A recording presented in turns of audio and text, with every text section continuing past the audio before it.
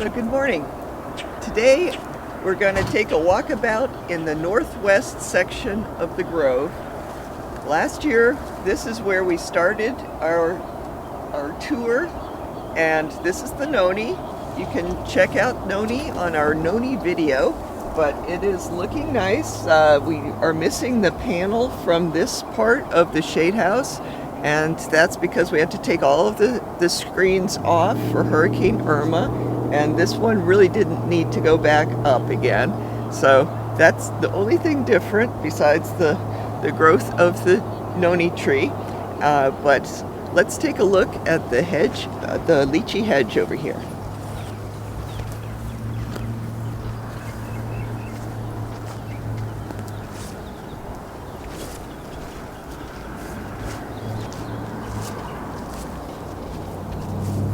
So last year we had trimmed back a lot of these trees. They'd gotten large, and actually just a few days ago we trimmed them back even further.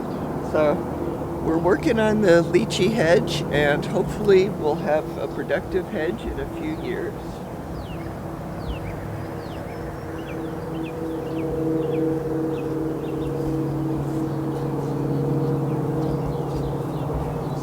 So this is all lychee here. Here's one of our Namdokmai trees. Even though it had powdery mildew, it has a lot of fruit. And whenever I have time, I just cut these tails off so they don't make marks on the fruit, but it's really too many mangoes to do that for. But if you have just a few mango trees in your yard, you might consider doing that. Eventually there would be a mark on the fruit from those little stems rubbing against them. But right now, of course, is not the time for any large trucks to come down this path. Even though we've trimmed the lychee side of this path, we don't want to trim the Namdokmai and the other mangoes until after mango season. But we have a lot of low fruit here. This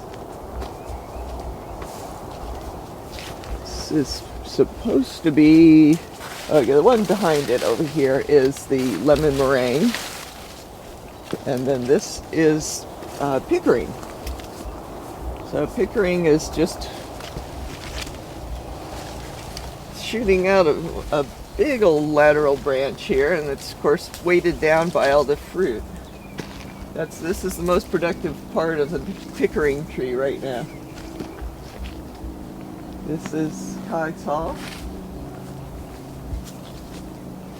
This lower part of the tree is Eckler, which is possibly a dwarfing rootstock for some varieties of mango. The top of the tree is something else. It didn't fruit last year, so we couldn't determine what we grafted on the top of it, and didn't remember from years ago when we did graft it. So hopefully we'll get some fruit this year and we'll know what the top of the tree is. Jakarta. It's a little bit of hurricane stuff still. Not too much, but again, flowers and rather large fruit because of the weather.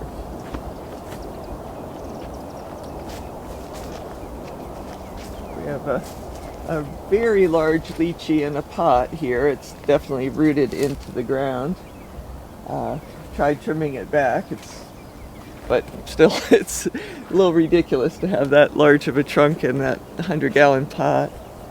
And right here starts our Longan. And we have mostly Kohala, but these first 4 plants are BQ, Bidum, House, and Number 1. And not so funny thing happened with the first one, the BQ. Hurricane Irma knocked most of the tree into the neighbor's pool. So that was job 1 in hurricane cleanup. First thing in the morning, get the tree out of the pool. So anyway, we'll try and keep that tree especially trimmed back. It doesn't have a real strong root system apparently, and so that was the problem.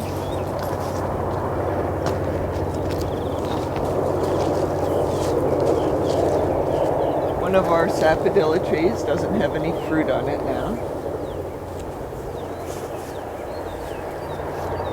This is a red sugar apple. It's a grafted red sugar apple, but actually the root stock had sprouted out, and so on the same tree we have a couple branches of, or shoots, trunks, whatever, of green sugar apple and also red sugar apple. And then the end of the row here is part of our lychee collection, mostly Sweetheart, and that's also the next row over. But we'll take a little look up toward the shade house and try and get all these trees included.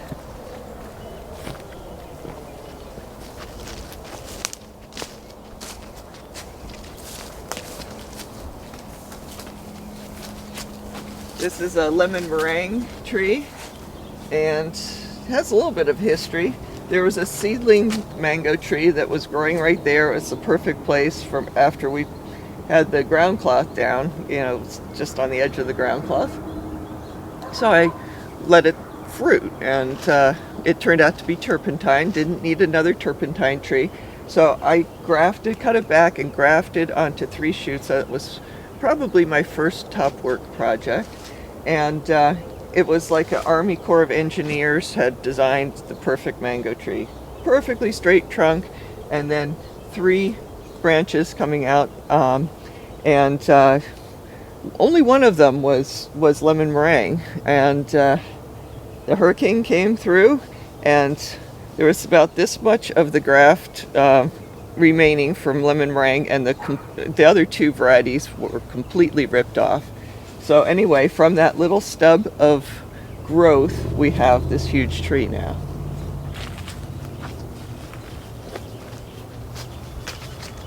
This is another lemon meringue tree. They get very large here because they do get some runoff from the shade house. And we also had potted plants here on the ground cloth, and the water from that would also make these trees a little happy. This is used to be a Monolita tree, and wasn't really impressed with Monolita, and so I have top worked it to Julie. So here's our Carambola tree. It's sort of grown crazy over the years. A lot of it was to do with hurricanes and wind and such, but we have a very large lateral branch, and then the original trunk coming up here. So it makes for an oddly shaped tree, but it's very productive. Right now it's got a lot of flowers on it. Here's a nice section here. And this fruit will probably be ready toward the end of mango season. It seems that the end of July is usually when we start getting the next crop. Carambola usually have at least 2 crops in Florida, and the end of the summer is 1 crop, and then the other crop usually includes December. It can be November, December, or December, January, or sometimes even longer, a stretched out season. So anyway, here we have this Carrie. This is all top worked on Jacquelin, and has a lot of fruit on it this year. It's a much more open carry tree than our other carries, and so after the fruit is over, we will need to trim some of the height off of this because it's gotten rather vigorous.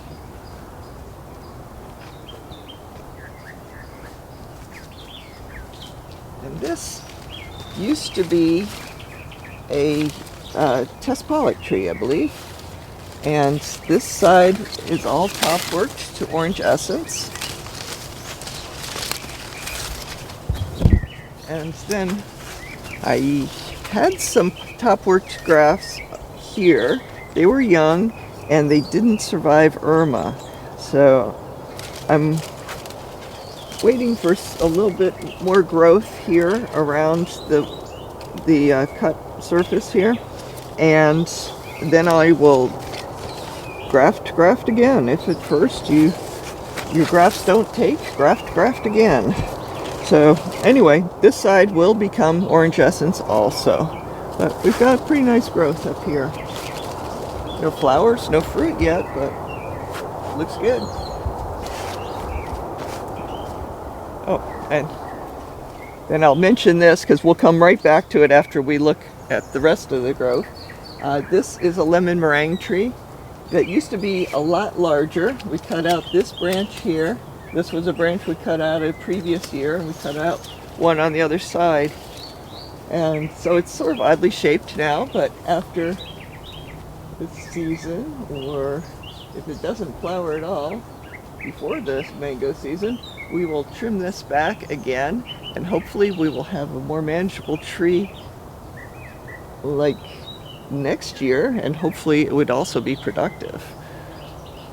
So let's go look at these mangoes. We've got our kit tree. This is a small kit tree, and it is loaded with mangoes this year. Last year we had just a handful, and kit is normally a very productive variety. So anyway, it's living up to its reputation this year. There's tons of fruit for this little tree. Here's the part of the Philippine mango tree that I top worked to fruit punch. So these fruit are looking very nice. And then we have some small fruit from a different flowering. So probably a little more than a dozen fruit on this tree, fruit punch, which of course I'd like to have more, but anything's better than nothing. This branch back here is the Philippine mango. And you can see a cluster of green fruit up there. So we will have some Philippine mango.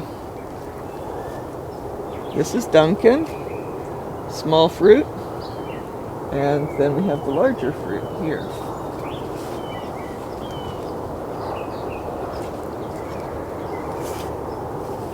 This is, of course, Barbados Cherry, beautiful with all of its little flowers.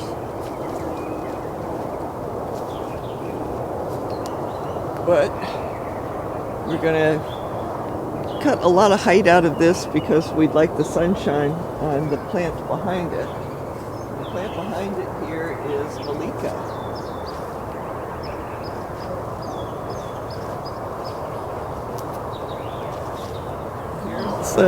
Here's our sunrise mango.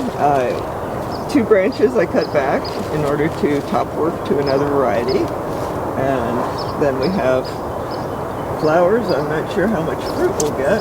Looks like we might have a little bit of fruit set, but not a whole lot. Okay, so we're back to this lemon meringue tree. Basically, I'm showing you a few of the east to west plants in this area. And so this was our little home base. I'm just going to point out the Baptiste.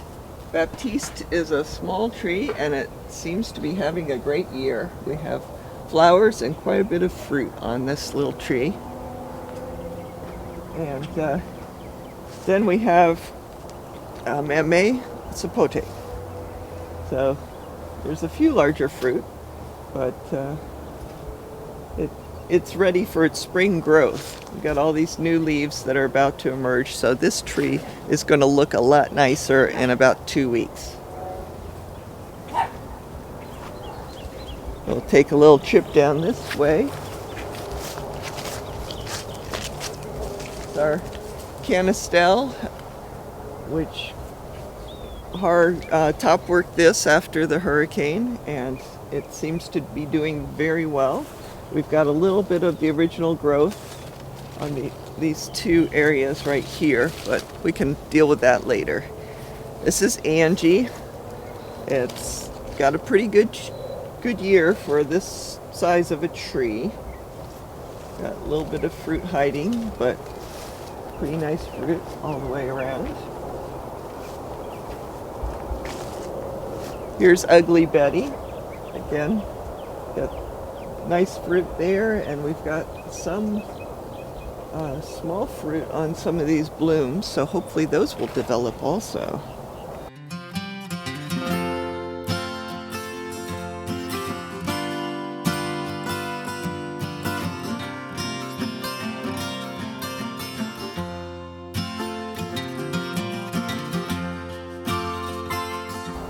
So this is Custard Apple. We have a few fruit hanging still, but I'm not sure if those are going to be any good or not. The later season fruit seem to get more bugs. But a lot of fresh leaves emerging. It dropped a lot of leaves in the last few weeks, and it's replacing those. This is the time of year to trim the tree, so it can have those new leaves on the branches that you actually want to stay. So we'll have to do that later today, and because the people who are coming to chip up our trimmings will be here tomorrow. Basically this tree just keeps spreading and taking up a lot of space if you don't do something about it, as in trimming it. So anyway, this is on the docket. So this is the seedling lemon meringue tree that I was wondering what I'd do with last year on this same tour. The answer is graft it over to Honeykiss. They've put, I think, 4 or 5 grafts on this. And so this is now going to be a Honeykiss tree. And it's got a nice straight trunk. And Honeykiss is actually a variety that benefits from being up a little bit higher. Those branches get weighted down a lot by the clusters of fruit that it produces. It seems to be a very heavy producer. So there's plenty of room for those branches to get pulled down without being on the ground. And then next door we have Nam Duc Mai. And it's quite a bit of fruit for this size of tree. So now we're going to head to the mango trees along the fence line.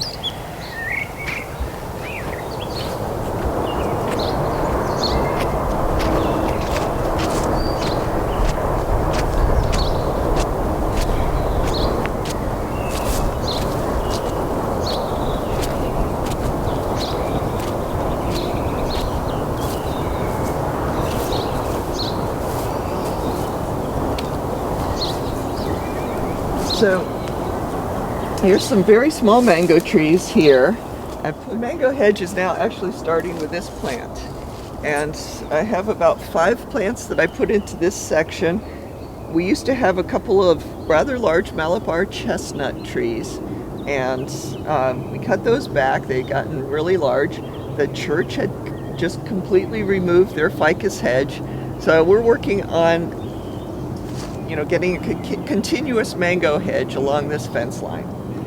And so we have 5 little seedlings. In some cases I put 2 in the same area, and that worked out well here. This one died and the other one lived. So have one living one. And this one I don't think was so lucky. It doesn't look like anything is living here, but I think that's plenty of room, or close enough, I should say, for these 2 plants to fill in once they get going. So I won't need to worry about the lack of a little seedling here.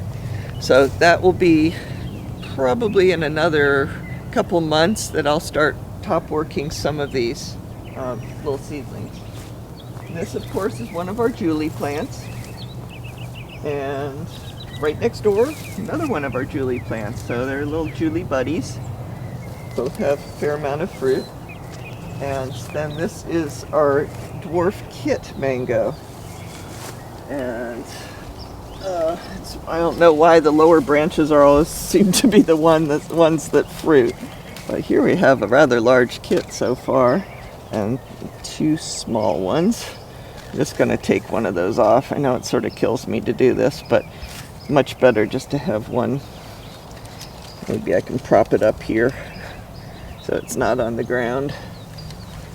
But I'll do that for here too. I know that we'll miss the fruit if it's in the weeds, and then plus it'll be much cleaner if it develops off of the ground. So here we start our mango hedge, and I had every intention to mark the variety on each and every one of these trees, and so far I didn't. So here's the tree, here's another tree, and then we get into our another one of our top work projects, and this particular tree is being converted to Maha Chinook.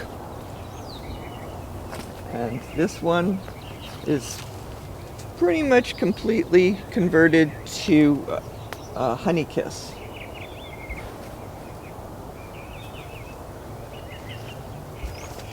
This is possibly southern blush. I'm not. No, it's definitely not southern blush. We have a little clue here. So that's Nam Dak Mai. Not even close, Chris, but oh well.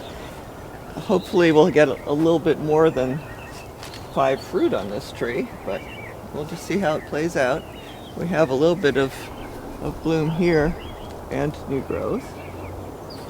Not a whole lot of promise for a whole lot more fruit.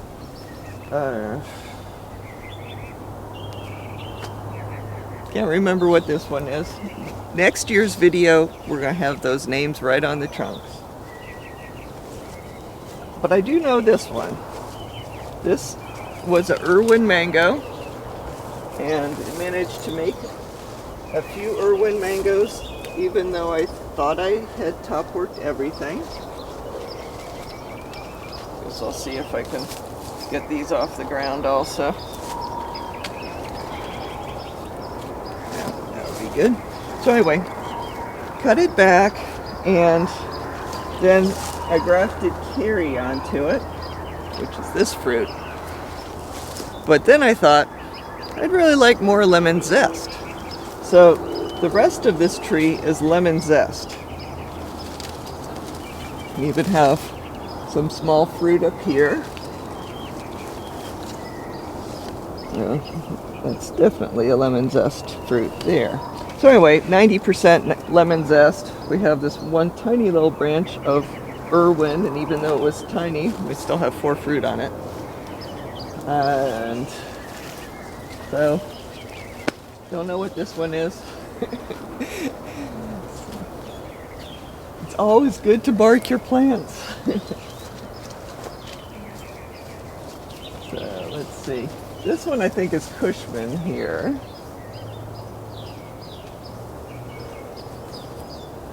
Yeah, this one's Cushman coming over. Not sure.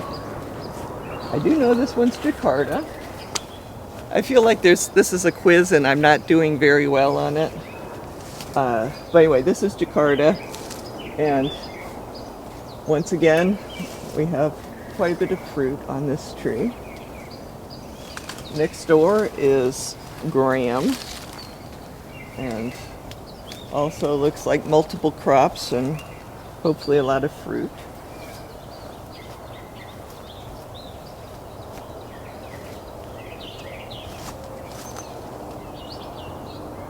Yeah, this is that one I couldn't tell what the label said last time either.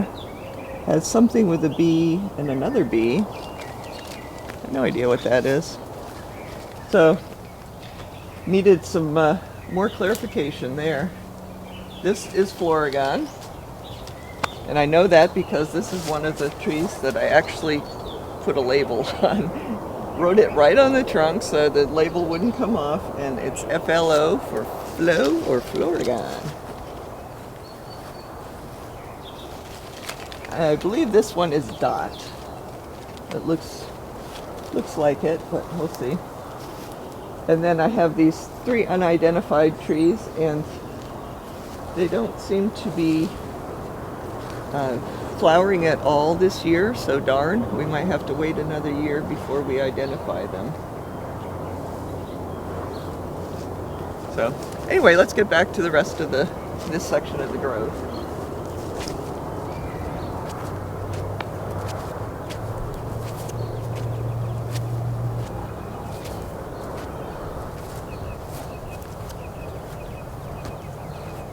So here's a Jak Fruit tree that looks like heck, and it's got a lot of fruit on it. So my guess is all of its, or not all of its resources, but a lot of the resources are going to the fruit, and so it looks a little more scraggly than it would otherwise. Here's one of our Jaboticaba trees, which right now doesn't have fruit.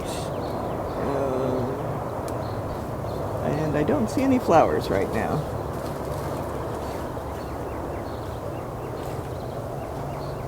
This is Sugar Apple. A lot of new growth. And with the new growth, we have new fruit. Lots of fruit. So obviously it can't hold all of this fruit because that would be a crazy strain on the tree, but it is setting a lot of fruit. The Atemoya, which is half sugar apple and half Carambola. Here's another one of our Jaboticaba trees, and this one actually has some small fruit on it. So we will have a little bit more Jaboticaba fruit this season.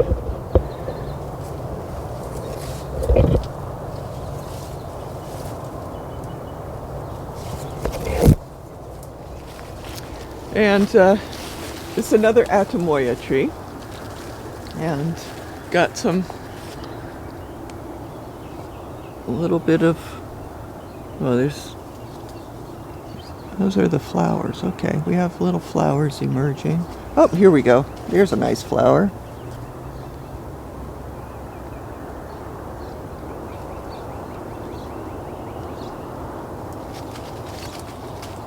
Gotta be some fruit somewhere. Oh well, next week. And here is a Tess Pollock tree. And we do have a lot of Tess Pollock in the grove. So what I've done is top worked only part of this tree to some other varieties. So this is Tess Pollock fruit and flowers.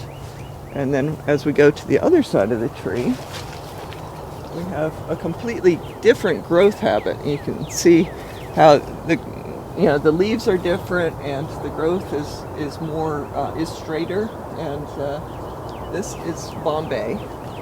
Unfortunately, I'm not seeing fruit on Bombay. And actually put one small top work of Kit's Peach in here just to have a source of graft wood. And then this, oh, see, I was preparing graft wood and then forgot to come back and get it. And so what I'll do is just cut this back and hopefully remember to come harvest the graft wood later, because now the energy will go to forming other buds on that branch. Here's the same case up here. So, once you cut the leaves off, you gotta remember to check on the graft wood. So, boy, I did that a lot of places. So I think that's it. Yeah, everything else has leaves at the moment. One more. Two more. Okay, almost everything had it. This is going to be a large piece of graft wood, and then take those off. Okay, but now we're on this side, and this right here is Angie, and it looks like we're going to have some fruit from Angie this year. At least, this section. We have Angie in another area that looks like we'll have fruit also. But then we'll just sort of go back to the next tree in the lineup. We had the Baptiste over there, and this one here is what was originally Zebda, which is a variety from Egypt, and I put a lot of Best onto it. Best is a rather vigorous grower, and when it comes on, or when you put it on a large tree like this, it's really vigorous. So I think that I'll try and top work that to something else. Right now I don't see any fruit except for this one that has formed on on the best part of this tree. The original variety is here. This is Zebda. The leaves look quite a bit different from the best, so you can tell right away what you're dealing with. And Zebda is actually a fairly interesting variety because it does well in high humidity situations. So that's a variety that I'm starting to graft more of. And then right next door, this is Carrie, and it's another top work situation. We had a Florigon tree here. We had a lot of Florigon. Florigon's a nice variety, but we're trying to balance out the varieties, the demand and supply kind of thing for each variety. And of course, Carrie is very popular. So this is all Carrie fruit. There might be a small branch in the back that's still Florigon, but everything here is Carrie. And this is sort of interesting to me. We at the end of one of these tips here, we have this a failed graft, and here you can see this little end of the panicle is making a mark there, so that's why I cut these off. But the mark has already been made. But still, even though it's making this fruit, it's put out some more bloom. So possibly we'll have some small fruit on the same end of the branch that we have large fruit.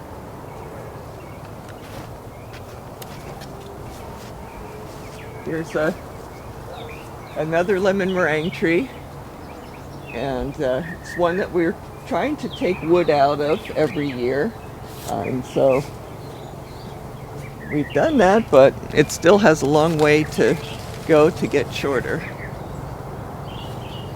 And so we're almost done. We've got this one section of the grove here that will go down one side of the trees and come back the other, and pretty much done.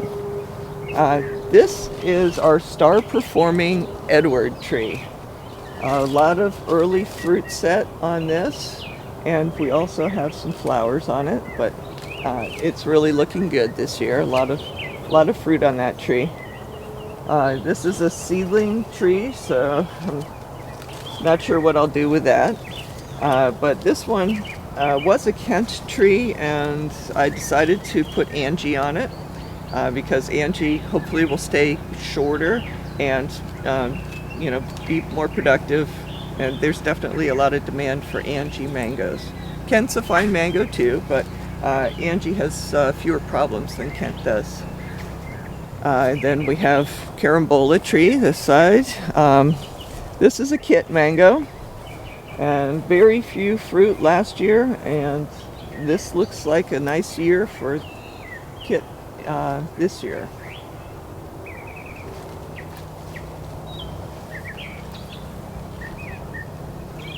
So next one up is Jacquelin, and Jacquelin's a very popular fruit. It's got the same parents as Bailey's Marvel.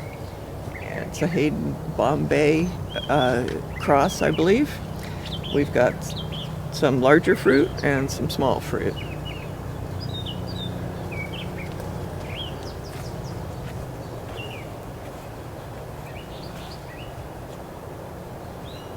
Another one of our Jak Fruit. And this one has a completely different growth habit than the other one we just looked at. And we have some Jak Fruit forming in the interior. Basically, a lot of times Jak Fruit will form a lot of fruit, and you don't want too much to form at one time. So when it's at this stage, especially when it's at this stage, just thin it out as much as you can, because you will be happy you did it later.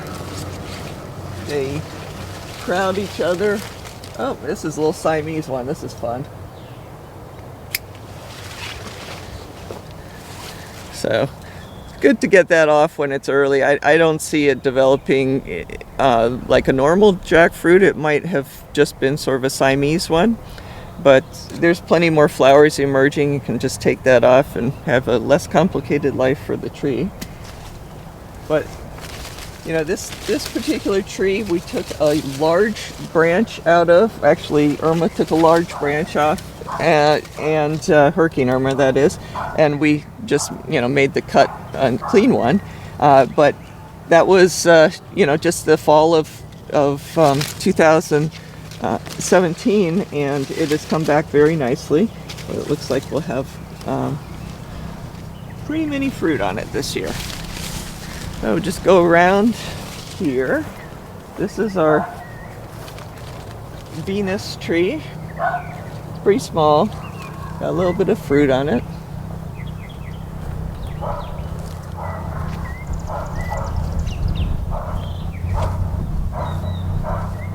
This is Beverly. And pretty good year for this tree. We've got some more bloom on the top.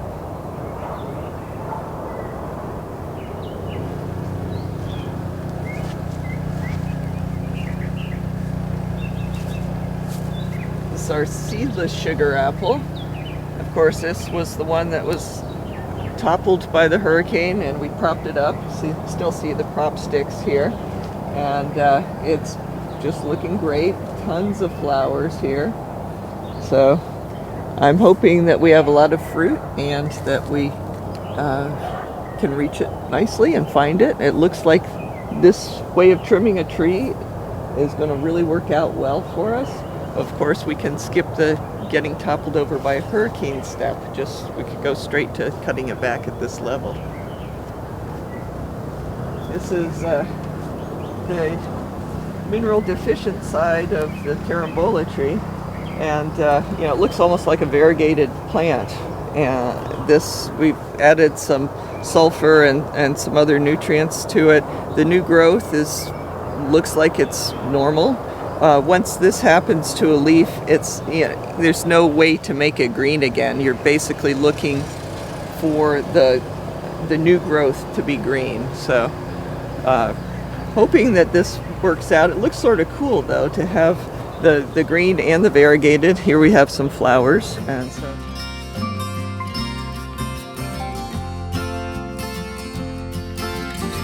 whatever unusual sight on one of these Carambola, because it really does look like a variegated plant. This is the other side of our Edward tree, and you know, I can tell we've just got a lot of fruit on it.